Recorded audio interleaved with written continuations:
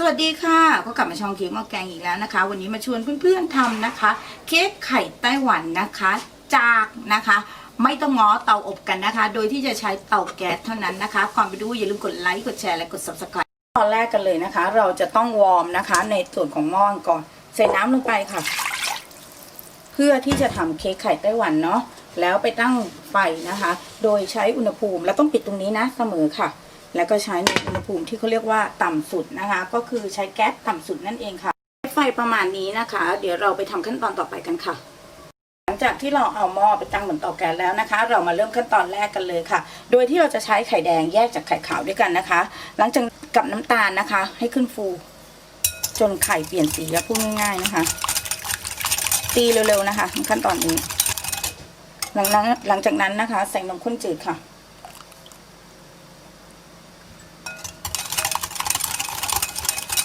ค่ะหลังจากนั้นนะคะให้ใส่น้ำมันมะกอกนะคะในขั้นตอนนี้และตีส่วนผสมให้เข้ากันนะคะให้เพื่อนๆนะคะร่อนแป้งลงไปนะคะโดย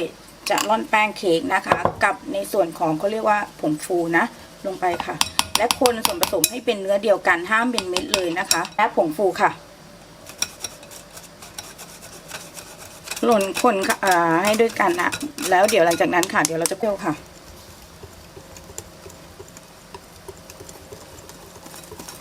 อย่าให้เป็นเม็ดเลยแม้แต่นิดเดียวนะคะรีบคนนะ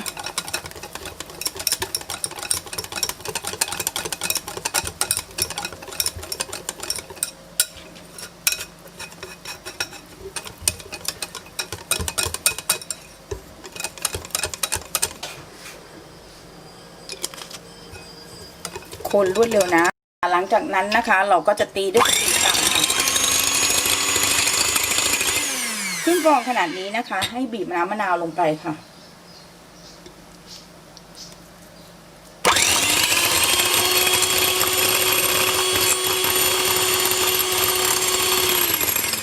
ตีสปีดสูงสักครู่นะคะแล้วให้ใส่น้ำตาลทรายลงไปนะแล้วตีสปีดสูงจนตั้งยอดนะ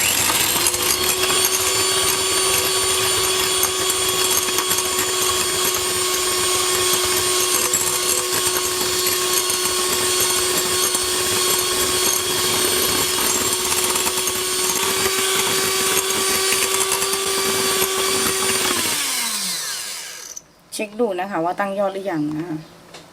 วิธีการเช็คก็ประมาณนี้นะคะตีสปีดต่ำค่ะเดี๋ยวเราจะไปตะล่อมกันค่ะไข่ขาวเป็น3 รอบนะแล้วคนไปด้านเดียวกันนะคะ